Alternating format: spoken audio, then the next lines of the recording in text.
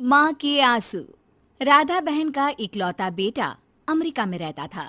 एक दिन राधा बहन का किराएदार कहता है, अरे माँ जी अकेली बैठी रहती हैं, बेटे के पास क्यों नहीं चली जाती? अरे कैसे चली जाऊं, नई नई शादी हुई है।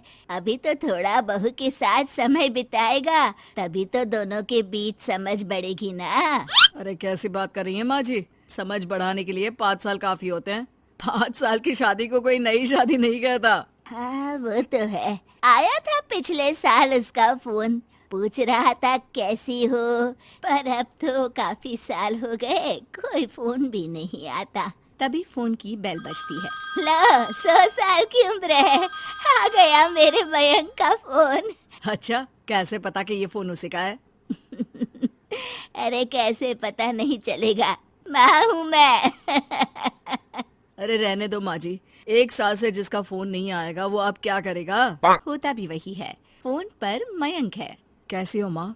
अरे बेटा तेरी आवाज सुन ली, अब तो मौत भी क्यों ना आ जाए, बहुत याद आती है बेटा। माँ मैं वो ऑफिस में था। अच्छा माँ, वो रीना बोल रही थी कि तुम अकेली रहती हो इंडिया में, वो ठीक नहीं है। अब बुजुर्ग भी तो हो रही हो, अकेले पकाना खिलाना, वो चाह रही है कि अब तुम यहीं आ जाओ, हम लोग साथ रहते हैं ना। राधा बहन की आंख से पानी गिरने लगता है, वो कुछ नहीं बोल पाती। माँ हेलो, सुन रही हो ना माँ? हाँ बेटा, तेरे साथ रहूंगी, सुबह शाम तुझे देखूंगी, और क्या जीवन में है तेरे पापा के जाने के बाद। तभी बीच में बेटा माँ को रोक देता है। हाँ हाँ ठीक है माँ, तो मैं आता हूँ अगले हफ्ते तुम्हें लेने के लिए। राधा बहन को तो मानो बुढ़ापे में किसी ने पंख दे दिए हो, उड़ी जा रही थी पूरे मोहल्ले में।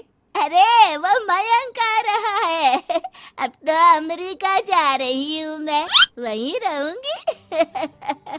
अच्छा है मौसी, आपका जीवन देखकर तो मुझे भी रोना आ जाता था। कोई बात नहीं मौसी, देर से ही सही सब अच्छा होने वाला है अब।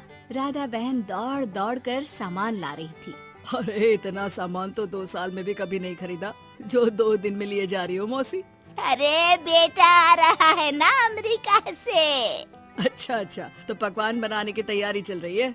हाँ बिल्कुल, उसको बेसन के लड्डू बहुत पसंद है। रात भर भूनना तलना ये सब प्रोग्राम चलता रहता है राधा बहन के घर में। और फिर वो दिन भी आ जाता है जब बेटा घर आता है। कौन? माँ मैं मयंक। ये घर का क्या हाल बना रखा है, न सफाई न धुलाई, कैसा लग रहा है ये घर? घर तो ऐसा ही था बेटा, हमेशा से, बस तू थोड़ा कमजोर लग रहा है। क्या हुआ बेटा? ये कमजोर नहीं फिट होता है माँ। वैसे और बता क्या हाल है तेरे? बेटे के मुंह से हाल पूछने का अंदाज भले ही फॉर्मेलिटी वाला हो, लेकिन राधा बहन की आंख फिर भर आती है। अरे यार, ये तुम्हारी हर बात पर रोने की आदत न जाने कब जाकर खत्म होगी। सही कहती है रीना तुम्हारे लिए।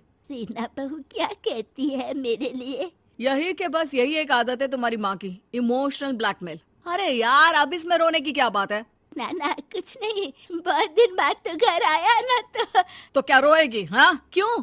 अच्छा ये ले, तेरे लिए रात भर बैठकर ये बेसन के लड्डू बनाए हैं, और ये अचार तुझे बहुत पसंद है ना? पसंद है नहीं माँ, पसंद थे।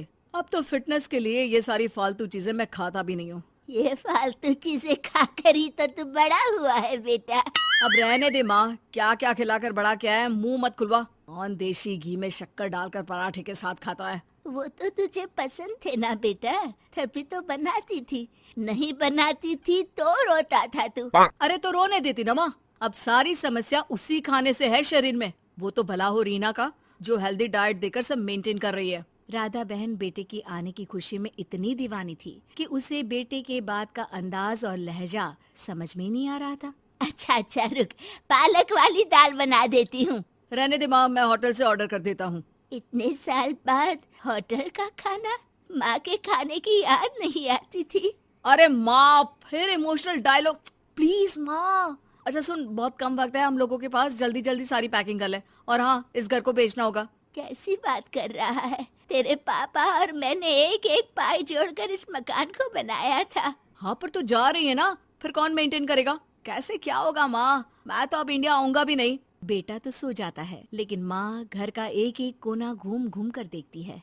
सही बात है, क्यों मोह माया जोड़ रही हूँ मैं इस घर से? आखिर बेटे के साथ रहना ही तो होता है हर माँ बाप को, लेकिन इनकी यादें हर एक कोने खैर, औने पौने दामों में घर को बेच बेटा और माँ एयरपोर्ट के लिए रवाना हो जाते हैं। माँ यहीं बैठ, मैं अभी आया। नहीं नहीं बेटा, मैं साथ रहूंगी, पहली दफा आ रही हूँ ना। अरे माँ, टिकट, बोर्डिंग, सामान, चेक इन 10 काम है, करके आ रहा हूँ ना। ठीक है, जल्दी आ जाना, यहाँ घबराहट होती रहेगी। बेटा माँ को समझाकर चला जाता है। माँ बैठी रह जाती है लेकिन बेटा आता ही नहीं। एयरपोर्ट के लोग बताते हैं कि इस नाम का लड़का तो कब का अमेरिका की फ्लाइट लेकर उड़ चुका है। माँ किसी तरह अपने बीके हुए मकान में ही आ जाती है। मुझे कुछ दिन रहने दो, पता नहीं क्या हुआ, हो सकता है कोई मजबूरी हो बेटे की। नया मकान मालिक कहता है। अरे माँ जी, कमरा तो मैं आपको दे दूँ, पर भाड़े का क्या? पति की पेंशन भी है भैया। ठीक है, आप आराम से रहिए, लेकिन एक बात बताइए, आप किसी रिश्तेदार के घर क्यों नहीं चली जाती? अरे कैसी बात कर रहे हैं आप, मेरा बेटा कभी भी आ सकता है। अगर मैं उसे यहाँ नहीं मिली तो